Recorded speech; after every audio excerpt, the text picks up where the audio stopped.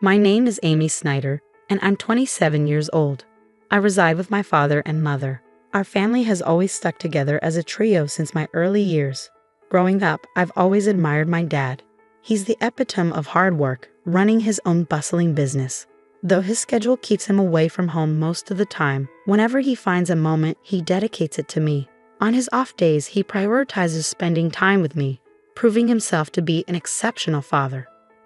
My mom, however, paints a different picture.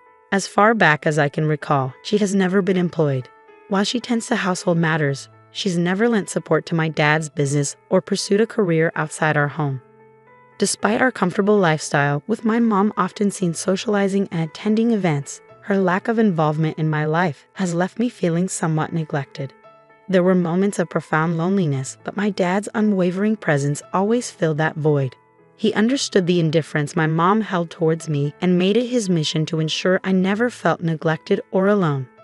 As I grew older, my mother's tendency to break promises became apparent. While my dad's commitments were steadfast, my mother's casual approach to promises left me disillusioned. I learned not to hold her pledges in high regard. Conversely, my dad's reliability and trustworthiness garnered my admiration. I even entertained thoughts of joining his company after graduating from university. Being the only child, I saw it as a way to honor my father's legacy and continue his work. Upon reaching my 20s, my father began imparting invaluable wisdom during our outings for drinks. Meanwhile, my mother's involvement in my life remained superficial. The only time she interjected was during my sophomore year of college when I expressed my desire to join my father's company. "Dad, I want to work at your company after graduation. I'm already preparing for it. I want to follow in your footsteps someday," I announced eagerly. "Amy, are you sure about that? A girl doesn't need to pursue such endeavors." My mother intervened, her words dripping with traditional expectations. "Why not? I want to work hard like Dad," I insisted. "A woman should find a good man and let her husband provide for her," she countered, echoing typical sentiments. Disheartened by her lack of understanding, I chose not to engage further. I refused to live a life tethered to someone else's ambitions, mirroring my mother's existence. I had always aspired to become an independent woman, determined to navigate through my college years on my own terms. After that pivotal moment, I dedicated myself to diligent study, paving the path to join my father's company immediately after graduation. Though my mother remained unconvinced, it seemed she eventually resigned herself to my decision. "If you choose to live this way, so be it. But remember, you'll bear the consequences of not heeding your mother's advice," she remarked resignedly. "If you're willing to accept that, then do as you please." So I followed her directive by stepping into my father's company, inadvertently widening the chasm between my mother and me. Conversely, my bond with my father deepened as we spent more time together. Reflecting on it now, I realized my mother wasn't pleased with the turn of events. Upon joining my father's company, he invested considerable effort in my training, which, unbeknownst to me, was driven by his declining health. It took him nearly half a year to acquaint me with the intricacies of the job before he collapsed at our workplace, swiftly whisked away to the hospital. Over the next 5 years, he valiantly battled his illness. "Amy, how's the company faring without your dad?" my mother inquired, her concern veiled by skepticism. "It's challenging, but everyone's rallying behind me.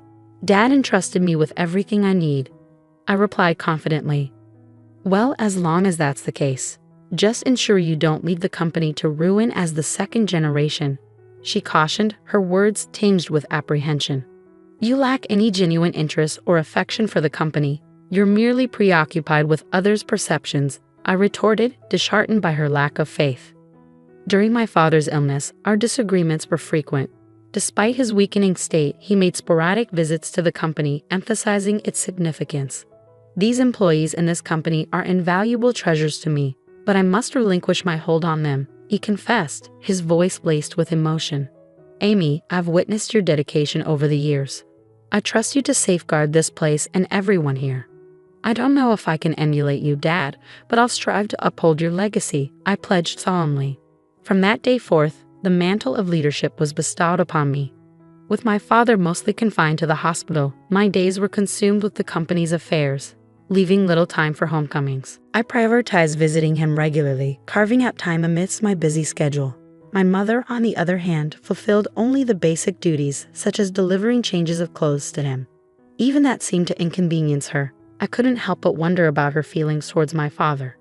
Did she lack any sense of gratitude or compassion for his illness? The thought left me feeling sorry for him, recalling the sacrifices he made for me during my childhood, a time when my mother's affection remained elusive. Despite my exhaustion, I made a concerted effort to visit him as often as possible, a routine that persisted for about a year until he peacefully passed away in his sleep. Amidst the whirlwind of tasks that followed, I barely had a moment to grieve. My mother, oblivious to my emotional turmoil, expected me to handle everything from funeral arrangements to hospital paperwork. Realistically, I knew I couldn't rely on my mother, who had never ventured beyond the confines of our home. So I silently assumed responsibility for the myriad tasks. The day after the funeral, my mother broached the subject. "Amy, now that the funeral's over, you've settled down, haven't you?" she inquired. With a heavy heart, I accepted the reality of the situation. "Please leave this house. I've just inherited 200 million yen, so I have no use for you anymore." "Thank you," she declared, as though it were a mere formality. Her words stung, but I had anticipated them. Further discussion seemed futile. Did she truly believe that wealth could replace familial bonds and absolve her of responsibility? With a multitude of questions swirling in my mind, I made the decision to depart. The next day, I arranged for the sale of all belongings associated with me, leaving my mother utterly surprised at the speed of my departure. I had meticulously planned my departure, but I harbored a secret from my mother. Despite her claim of inheriting 200 million yen, my father had entrusted all financial matters to me, designating me as the sole inheritor. Not a single yen remained for my mother, a decision my father made adamantly while he was still in good health. "Your mother lacks the understanding of money management or prudent spending. I want you to provide her with monthly household expenses," he instructed me. "If she receives a lump sum, she's likely to squander it immediately. If she protests, refuse to give her a penny." Though my father's last words were spoken in jest, he handed me an SD card containing a video message addressed to my mother. While I never envisioned showing it to her, recent events suggested its necessity might arise sooner than later. After my departure, I anticipated my mother would reach out to me, but her summons came sooner than expected. "Come home immediately," she demanded over the phone. "I'm working, Mom. What's the matter?" I replied, feeling a pang of annoyance. "I just need to talk to you." "Please come quickly," she insisted. With a sigh, I reluctantly headed back to our family home, clutching the SD card in my hand. As soon as my mother laid eyes on me, she launched into accusations. "You absconded with all of your father's inheritance, didn't you? I knew something was amiss when you left so abruptly. Hand over your father's inheritance to me now," she demanded, her greed palpable. "How selfish can you be? You can't even fulfill your duties as a mother," I retorted, my frustration simmering. In response, I silently extended the SD card to her. Confused, she inspected it.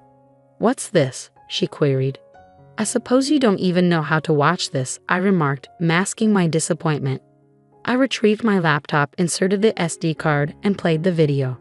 On the screen, my father appeared, as vibrant as I remembered him. I couldn't help but wonder how my mother would react to this video letter. Silently, I exited the room, leaving her to watch it alone. I had never witnessed my mother defy my father before, but now, in the wake of his passing, would his words resonate with her? Upon returning to the room, I found my mother in tears, her emotions laid bare. I was taken aback, my mother, shedding tears over a video of my late father. I was intrigued by the contents of the video letter he had left for her, but hesitated to watch it myself. Consequently, I remained clueless about the cause of her tears. "Mom, are you okay?" I inquired, concern lacing my voice. "Yes, I'll be fine. For now, I understand. I'll adhere to your father's wishes and entrust everything to you from now on. Please, go home for today. Call me once you've had time to gather yourself," she replied, her tone subdued. Sensing her desire for privacy, I left promptly, pondering over how my father had managed to silence my mother. Questions swirled in my mind as I made my way home. Nearly a month passed without any communication from my mother, prompting concern to gnaw at me. During my lunch break, I decided to pay a visit to my parents' house, hoping to check on her. However, she wasn't home. That evening, I returned once more, relieved to find the lights on. Sorry for dropping in unexpectedly. I came by this afternoon, but you weren't home, so I grew concerned. I explained upon seeing her. I'm sorry, I was out for my part-time job during the day, my mother explained upon my return. A part-time job? I echoed incredulously. My understanding of my mother painted her as someone vehemently opposed to work. How had it come to this? Didn't you watch that video? It was a video letter addressed to you. I retorted, baffled by her sudden change in behavior. You can take it home. You should watch it too. Hammy, can I watch it? I asked, extending the SD card to her. Very well, she acquiesced, passing it back to me. Feeling a twinge of apprehension, I returned to the office and settled at my father's desk. With a deep breath, I played the video. Honey, if you're watching this, it means you've not been able to communicate with Amy. First of all, thank you so much for helping me raise Amy until now. Without you, I don't think I could have managed the company while bringing up Amy. My father's voice resonated through the room. As his words continued, a sense of unease crept over me. Then he uttered something unexpected, something that shook me to my core. You've taken care of Amy, even though she is not your child, and I have nothing but gratitude for you. You've stood by my side for so many years, but as a result, you've given up on your dreams and have reached your age without earning your own living. For that, I take responsibility because I have allowed you to live a life of luxury. I'm sure you'll be in trouble when I'm gone. I'm not my mother's child, I blurted out, the realization hitting me like a ton of bricks. But then it clicked. Despite the lack of overt affection, she had cared for me every day, doing the bare minimum for a child who wasn't her own. Who was this person? I didn't register our marriage because you told me you felt bad for your sister, so I ended up supporting your living and didn't do anything else. I'm sorry, but once I'm gone, I worry about the rest of your life. There's no one to support you, and I've taken your life away. I sat in disbelief as my father spoke, his words flowing with unexpected clarity. It was all news to me, his concerns, his regrets, his hopes for our future. Throughout the night, I grappled with the weight of his revelations before confronting my mother the following day. Mom, I watched the video from Dad yesterday. You know it all now, I began, my voice tinged with a mixture of confusion and realization. I raised you because I was asked to. That's all, she confessed, her tone heavy with the weight of untold truths. What happened to my biological mother? I pressed, seeking clarity amidst the swirling chaos of newfound information. You were the child of my sister and your father, she explained somberly. My sister died right after giving birth to you, and I promised your distressed father that I would help raise Amy. I would become your mother. With her revelation, everything fell into place, even the parts I had previously only imagined. I learned of my mother's sacrifice, how she had set aside her own dreams to fulfill her promise to my father. I recalled how my mother used to work in a diner, her vibrant spirit and dedication palpable. Her dream had been to own her own diner, yet when she chose to become my mother, she shelved that dream. However, inspired by my father's words and prompted by the memory of her deferred dream, my mother made a decision. She resolved to reclaim that dream, embarking on a journey to pursue it once more. Currently, she is undergoing training as a part-timer, determined to turn her dream of owning a diner into reality. I should have done this earlier. Working is fun and suits me. I had no idea, so it's my fault you didn't work. I'm really sorry for not knowing anything, my mother admitted, her tone filled with regret. It's not your fault, Amy. I made the decision myself. But I'm not good with children, so I couldn't handle you well. I'm the one who caused you trouble, she continued, taking responsibility for her actions. As we conversed, I realized it was the first time we had such an open dialogue. At this stage in my life, I finally felt like I had come to understand my mother a bit better. Our conversations became more frequent, leading us to a decision: to use the money left by my father to fund the opening of her shop. Once she started working, my mother became somewhat more humble. She hesitated when the topic of funds for the shop came up, a behavior that would have been unimaginable not too long ago. While maintaining my regular job, I also assisted with the opening of her diner. This brought me into frequent contact with my mother, fostering a newfound relationship between us. Regarding living expenses, she insisted on managing them with her own income, refusing to accept help from my father's inheritance, promising that you'll tell me if you're struggling. After all, Dad trusted me to take care of you, I urged her. I'll be fine living on my own. It doesn't cost that much. But in terms of my diner's expenses, she trailed off, her determination evident. I'll be relying on you. Of course, I'm looking forward to it too, so do your best, my mother encouraged, her eyes filled with hope and anticipation. After many years, we finally became a real family, and now we are living harmoniously. She isn't my birth mother, and perhaps it was just the right time for me to learn this truth. Your diner is finally going to open tomorrow. Your dream is coming true, I remarked, filled with pride as I watched her dedication. Seeing you work so hard at that company reminded me of my own dreams when I was younger. I believe that's why I've made it this far. It's all thanks to you and your father. Thank you so much, Mom. I expressed my gratitude, feeling a deep sense of appreciation. Promise me to always be my mom, Amy, she implored, her voice filled with sincerity. From now on, let's get along even better than before.